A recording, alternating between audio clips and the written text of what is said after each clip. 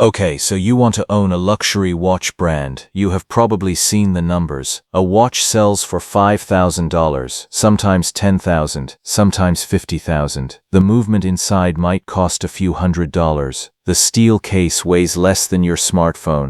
The entire product fits in the palm of your hand. You look at the markup and the conclusion seems obvious. This has to be one of the greatest businesses in the world. Sell a tiny object for thousands of dollars. Build a reputation. Open a few boutiques. Watch collectors line up to hand you money. And you're not wrong. Luxury watches are one of the highest margin products ever created. There is just one problem. The watch is not actually what people are paying for. There are roughly 1-2 billion watches produced globally every year. Most are forgotten almost immediately. Meanwhile, a handful of brands can charge more for a stainless steel watch than the average person earns in a year. And the gap between those two outcomes has almost nothing to do with manufacturing, because somewhere between the movement and the customer, there is another asset being created. A brand, and that brand is often worth far more than the watches themselves. Which creates one of the strangest businesses in the world. A business where the product costs hundreds of dollars to make, sells for thousands, and still leaves many owners struggling to earn a meaningful return. Because the people who make watches are not always the people who capture the most value. Let's talk about what actually happens.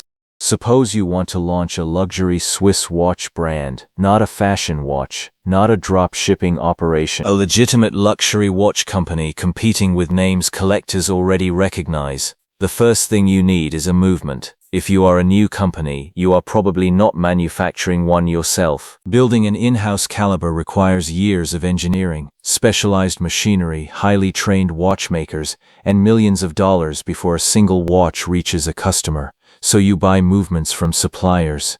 A reliable Swiss automatic movement might cost between $100 and $300 wholesale.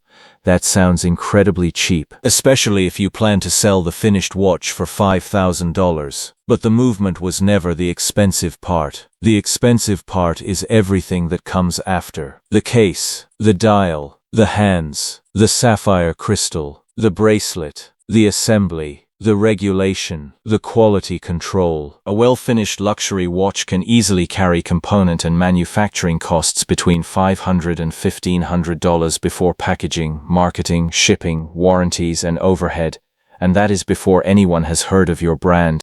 Now comes the first cost most new founders underestimate: credibility. Because a luxury watch is not competing against other watches, it is competing against trust. A customer buying a Rolex is not evaluating steel and gears, they are evaluating certainty. Certainty that the watch will hold value, certainty that other people recognize it, certainty that the company will still exist 20 years from now. A new brand has none of those advantages, which means you have to buy credibility yourself.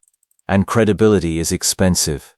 Luxury watch companies routinely spend between 15 and 25% of revenue on marketing and brand building, sponsorships, events, magazine placements, digital campaigns, influencers, retail displays, trade shows, celebrity partnerships, boutiques. The irony is that the better your watch becomes, the less important the watch itself often is. Because once every watch tells time accurately, attention becomes the scarce resource. And attention costs money. A lot of money. Let's say your watch retails for $5,000. Most people imagine you collect $5,000. You don't. Not necessarily. Because most luxury watch brands still rely heavily on authorized dealers. Independent retailers buy watches wholesale and sell them to customers. The retailer keeps a substantial portion of the final sale price, often 40% or more. That means your $5,000 watch might generate only $2,500 to $3,000 for your company.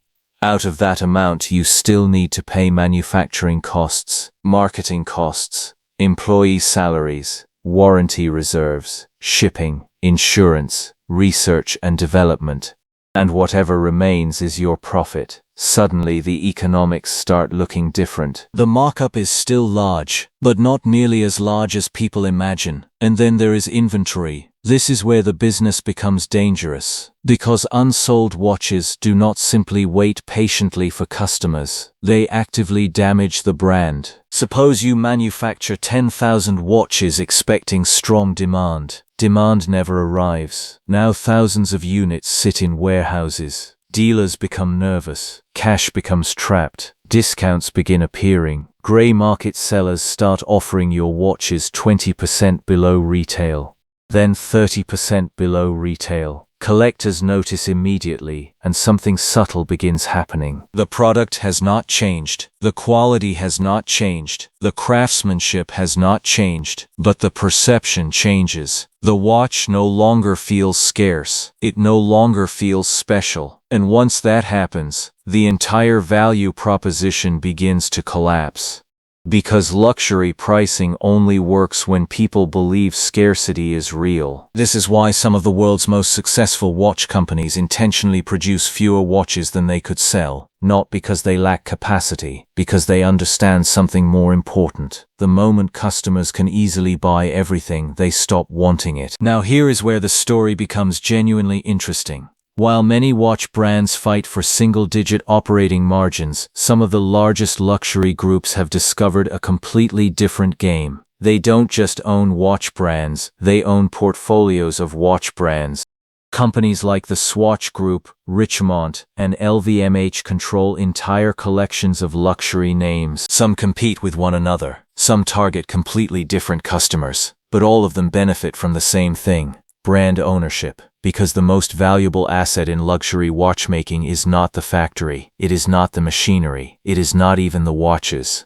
It is the permission to charge a premium, and that permission exists entirely inside the customer's mind. Consider what happened during the quartz crisis. In the 1970s and early 1980s, Swiss watchmaking faced an existential threat. Japanese manufacturers introduced accurate, affordable quartz watches. Suddenly, traditional mechanical watches looked obsolete. Employment across the Swiss watch industry collapsed. Thousands of companies disappeared. Historic brands vanished. Factories closed. Entire communities built around watchmaking nearly disappeared. Many people assumed the industry was finished, but something unexpected happened.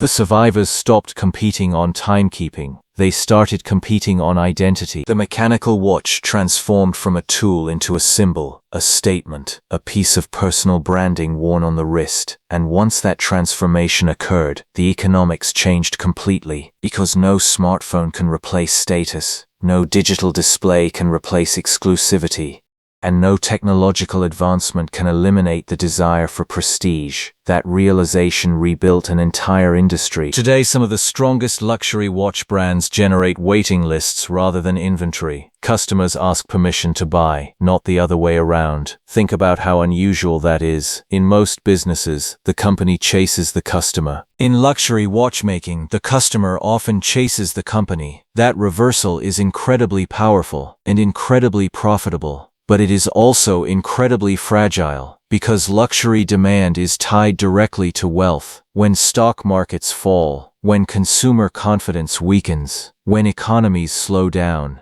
luxury purchases are often among the first expenses people postpone. Nobody delays buying groceries. People absolutely delay buying a $10,000 watch. Sales can fall sharply. Inventory builds, retailers order less, margins compress. The exact same brand that looked unstoppable during a boom suddenly faces a very different reality. And unlike many industries, luxury brands cannot simply slash prices. Discounting solves a short-term sales problem, but creates a long-term brand problem. Once customers learn they can wait for discounts, the illusion of exclusivity begins to disappear, and rebuilding exclusivity is far harder than protecting it. This is why successful luxury watch companies become obsessed with one thing: scarcity management. Not manufacturing, not engineering. Scarcity. Because scarcity determines pricing power. Pricing power determines margins. Margins determine survival. Now let's put some numbers together. Imagine you launch a successful luxury watch brand. You sell 10,000 watches annually. Average retail price $5,000. Retail revenue value $50 million. Sounds incredible. Except much of that revenue flows through retailers. Manufacturing consumes another portion. Marketing absorbs another large share. Operations take more. Employee costs rise. Warranty obligations remain. Suddenly, the final profit is much smaller than the headline revenue suggests. Now imagine a different scenario. Instead of selling 10,000 watches, you build enough demand to sell 6,000. But every model develops waiting lists. Secondary market prices exceed retail. Collectors compete to buy. Your production stays below demand. Your marketing becomes more efficient because customers generate publicity themselves. Your pricing power increases. Profitability improves dramatically. The second company sells fewer watches, but often creates more value. This is the paradox at the center of luxury watchmaking. The goal is not maximizing production. The goal is maximizing desire. The companies that understand that distinction are the companies that survive, the ones that don't often disappear. So, let's close the loop. You decide to launch a luxury watch brand. You invest millions in development. You source Swiss movements. You build supplier relationships.